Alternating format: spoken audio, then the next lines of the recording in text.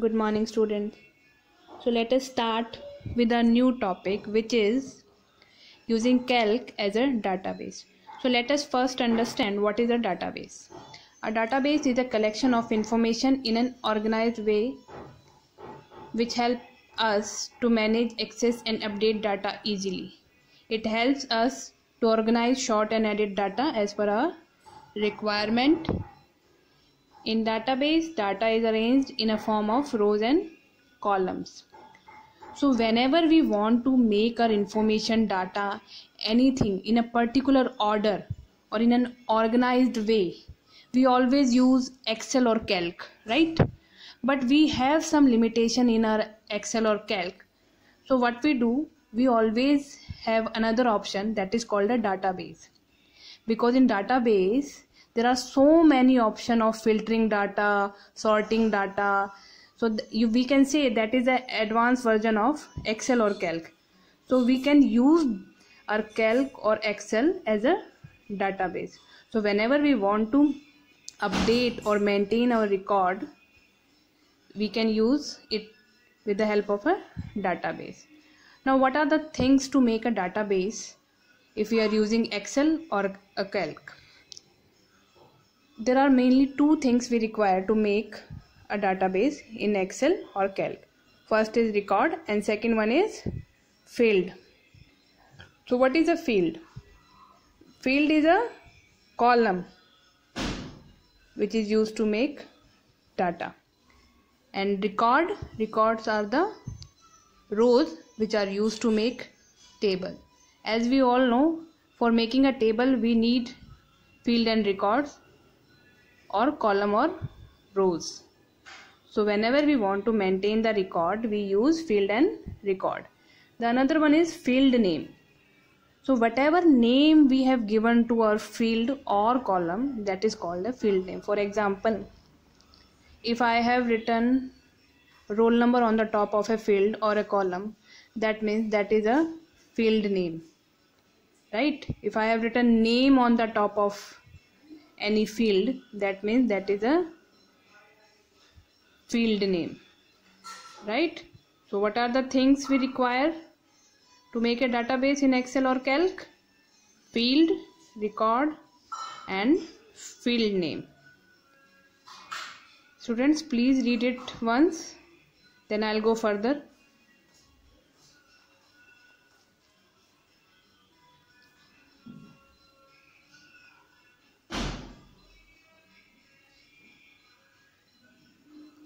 Yeah.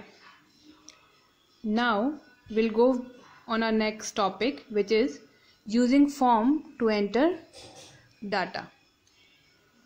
Excel or Calc is having one feature which is called a form. It is just like a dialog box.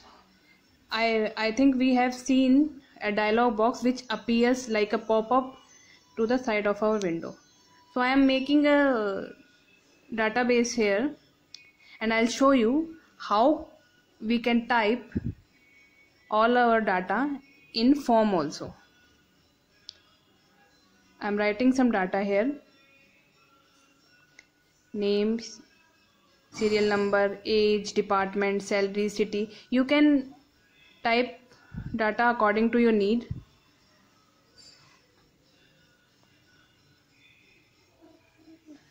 Right? Here I have written this data or entered this data in a table form. Now I want to enter data in a form, not in a table. In form we do not have rows and columns. In forms there are only rectangular boxes which is used to enter the information and manipulate the data. Form consists rectangular boxes. To enter information and data manipulation commands button are present. In form we can enter data in respective field to form a complete record. That means in forms we only have fields. We do not have records, right? But whenever we are making or entering data in a form, it takes the data of the record also. So let us understand this with a practical example. See, I have entered some data in a table, this table. Now I'll show you how I can enter data in a form. I'll go to more commands, popular commands.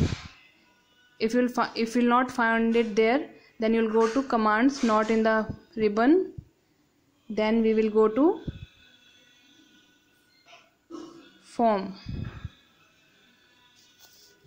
Students, I am using Windows 2010 here. You must be having 2007 or any other Windows XP.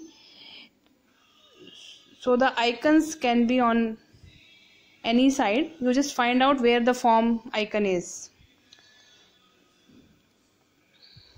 We'll go to customize the ribbon. That means if we want to delete any form which is already saved, we can delete it or remove it, and we can make a new form.